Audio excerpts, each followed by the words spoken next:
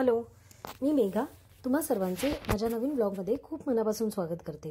तर सर्वप्रथम माझ्या सवाष्णी भोजनाच्या व्हिडिओला तुम्ही सगळ्यांनी खूप भरभरून प्रतिसाद दिला, त्याबद्दल तुमच्या सगळ्यांचे खूप मनापासून धन्यवाद।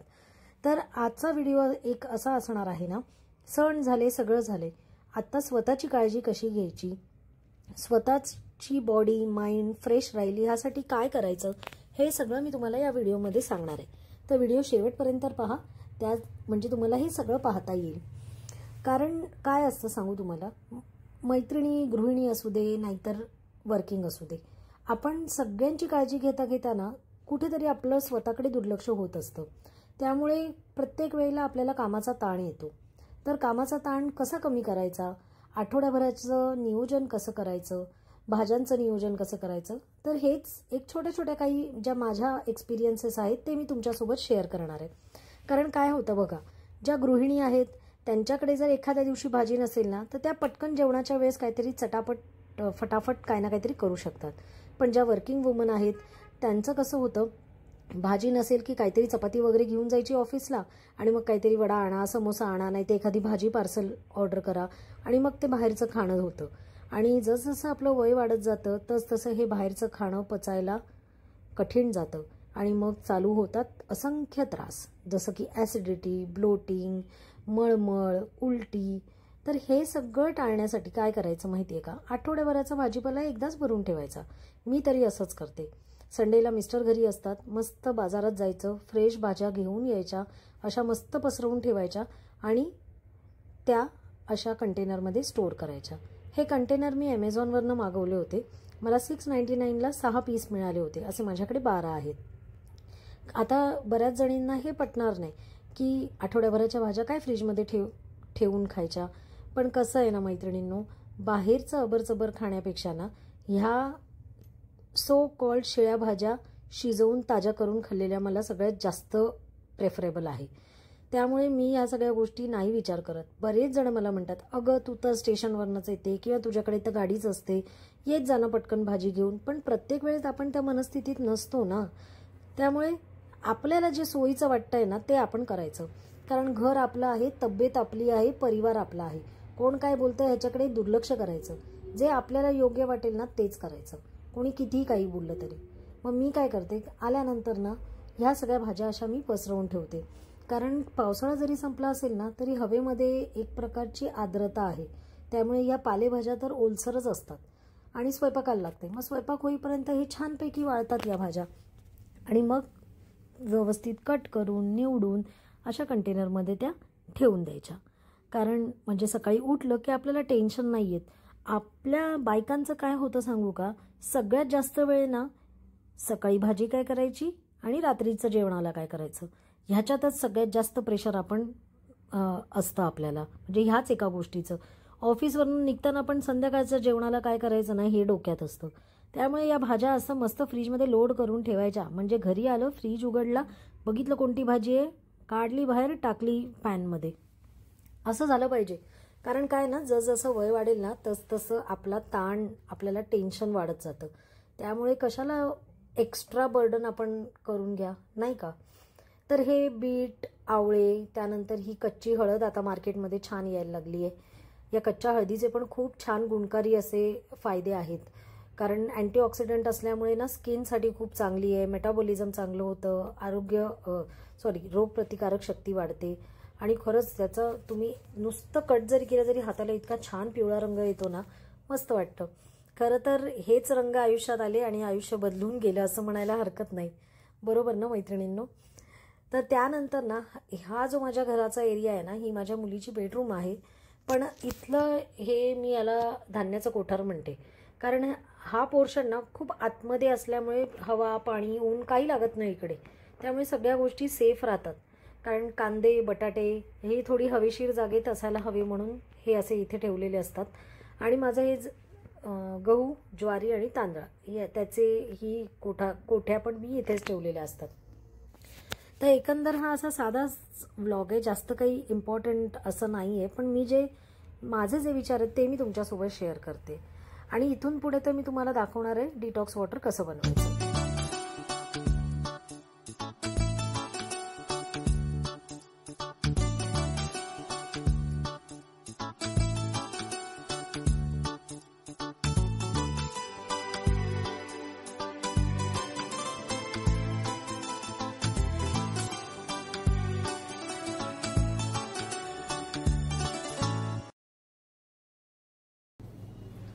तर मैत्रिणींनो, जसं मी तुम्हाला व्हिडिओच्या सुरुवातीला सांगितलं होतं की एका उत्तम आरोग्यासाठी मी एक विशेष वस्तू घरी आणलेली आहे.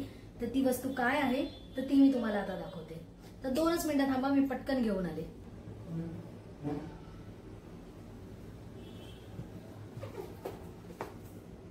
तर ही आहे ती वस्तू. हे बघा. आता मी उघडून पण दाखवते की कशी आहे ती.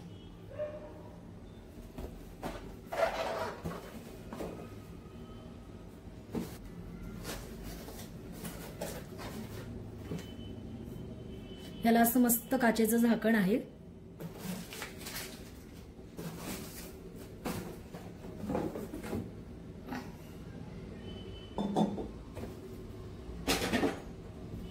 हे बघा.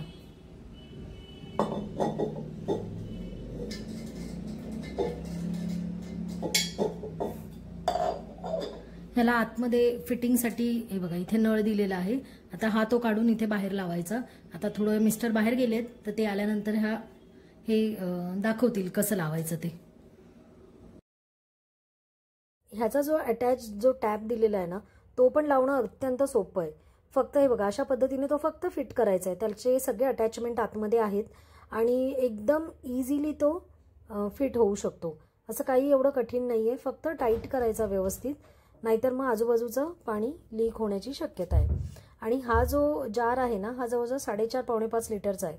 लोकल भांड्याच्या शॉपमध्ये खूप महाग मिळत होते. हा मी घेतलाय DIY मधनं. तर तुमच्या पण आजूबाजूला DIY असेल तर तिथे हे असे डिटॉक्स वॉटर जार आहेत आणि खूप सुंदर आहेत. वेगवेगळ्या शेपमध्ये सुद्धा आहेत. तर नक्की जाऊन एकदा ट्राय करा. आपण प्रत्येक वेळेस विचार करतो की सगळ्यांची काळजी आपण घेतो, पण आपली काळजी आपल्यालाच घ्यायची असते हे आपण विसरून जातो. तर हा जार मी का घेतलाय सांगू का? कारण ह्या जारमध्ये मी बनवणार आहे डिटॉक्स वॉटर. आता डिटॉक्स वॉटर काय आहे ते पण मी तुम्हाला सांगेन. आपलं शरीर प्युरिफाय करण्यासाठी आपल्याला पाण्याची गरज आहे, बरोबर.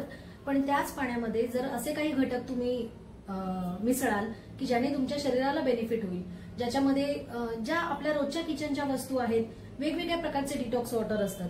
पण आता आज मी तुम्हाला एका बेसिक डिटॉक्स वॉटर दाखवणार आहे की ते कसं स्टोअर करायचं, त्याच्यात काय पदार्थ लागणार आहेत आणि ह्या डिटॉक्स वॉटरचे फायदे काय आहेत. तर ते जसं मी तुम्हाला पुढे आता एक एक वस्तू दाखवेन तसं मी तुम्हाला तुमच्यासोबत हे शेअर करीन. कारण कसं आहे, कुणी जरी आपली काळजी नाही घेतली ना तरी आपल्याला आपली काळजी घेणं महत्वाचं आहे. आपला नवरा, आपली मुलं आपली काळजी घेतातच, पण त्यांना सुद्धा त्यांची कामं आहेत. मग आपण आपली काळजी घ्यायची. डिटॉक्स वॉटरद्वारे आपल्या शरीरातली अतिरिक्त चरबी कमी होते, चेहऱ्यावरती ग्लो येतो, आपलं शरीर आनंदी आणि उत्साही राहतं. तर मी एक पटापट तुम्हाला दाखवणार आहे की डिटॉक्स वॉटर कसं बनवायचं.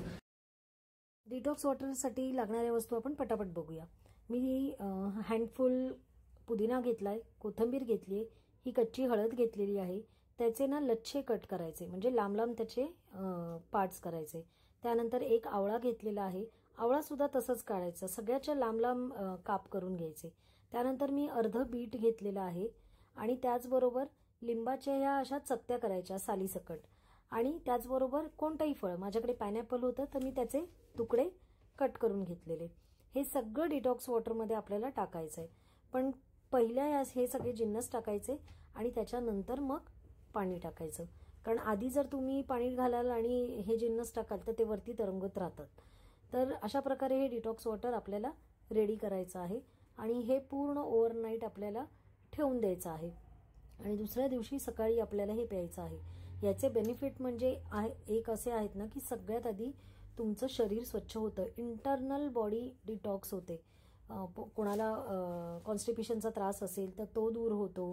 गॅस, ॲसिडिटी ह्यासारखे जे आजार आहेत हे दूर होतात.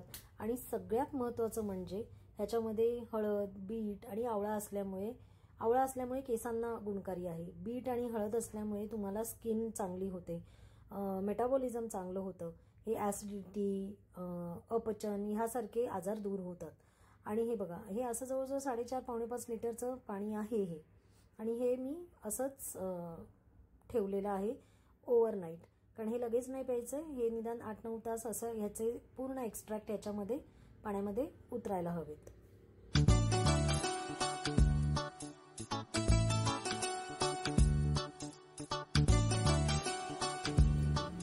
आता हे ओव्हरनाईट असंच ठेवायचं, कारण ह्यातलं जे पुदिना आपण टाकलाय, कोथिंबीर टाकली, कच्ची हळद टाकली, आलं, आवळा, लिंबू, आलं याचं सगळं एक्स्ट्रॅक्ट पूर्ण रात्रभर ना या पाण्यामध्ये उतरणार आणि उद्या सकाळी उपाशी पोटी हे पाणी प्यायचं असतं. तुम्हाला जिरं टाकायचं तर जिरं पण तुम्ही टाकू शकता, पण मी काय केलंय ना, जिरं, बडीशेप, मेथी, धने याची मी एक वेगळी पावडर बनवून ठेवली आहे. तर ती डिटॉक्स वॉटरमध्ये ती पाव चमचा घालणार आणि मग ती पिणार. याचे फायदे असे आहेत की तुमचं वेट लॉस खूप फास्ट होतं, मेटाबॉलिझम चांगलं होतं, तुमची भूक कंट्रोल होते आणि चेहऱ्यासाठी, केसांसाठी, ओव्हरऑल बॉडीसाठी हे खूप फायदेशीर आहे. तुम्ही उपाशीपोटी पण पिऊ शकता, जेवल्यानंतरही पिऊ शकता, कसंही तुमच्या इच्छेनुसार. एक प्रकारचं फ्लेवर्ड वॉटर आहे. तर हा उद्या सकाळी सुद्धा मी तुम्हाला एक याचा छोटा व्हिडिओ काढून दाखवेन की हे सगळं एक्स्ट्रॅक्ट उतरल्यानंतर हे पाणी कसं दिसतं ते. तर तोपर्यंत आपल्याला थोडी वाट बघावी लागेल. हा व्हिडिओ कसा वाटला मला कमेंट करून नक्की सांगा. आणि तुम्ही सुद्धा, आणि ही वस्तू मी घेतली आहे DIY मधनं, कारण मी नॉर्मल भांड्यांच्या दुकानात पण गेले होते, पण तिथे इतकं महाग होतं, 1200, 1800, 2000, 2200.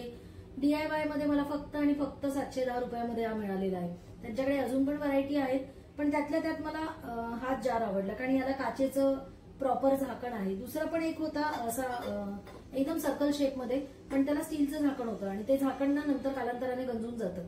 त्यापेक्षा हे कसं, हे लाईफ लॉंग आहे आणि जवळजवळ 4.5 लिटरचा हा जार आहे. हे बघा, हे आहेत ना, हे 4 पूर्ण आणि 1 अर्धा असं मावलेलं आहे याच्यामध्ये, त्यामुळे बऱ्यापैकी कॅपॅसिटी आहे. तर तुम्ही सुद्धा हे फ्लेवर्ड वॉटर किंवा डिटॉक्स वॉटर नक्की ट्राय करा आणि वेगवेगळ्या प्रकारच्या याच्यामध्ये बनवता येतात. आता मी हे बनवलंय, पुढच्या वेळेला कदाचित मी वेगळं बनवेन, तो पण व्हिडिओ मी तुमच्यासोबत शेअर करेन. तर हा व्हिडिओ कसा वाटला मला कमेंट करून नक्की सांगा. चला आता भेटूया पुढच्या व्हिडिओमध्ये. तोपर्यंत आनंदी राहा, उत्साही राहा, निरोगी राहा आणि सगळ्यात महत्वाचं म्हणजे खूप खूप खूप खुश राहा.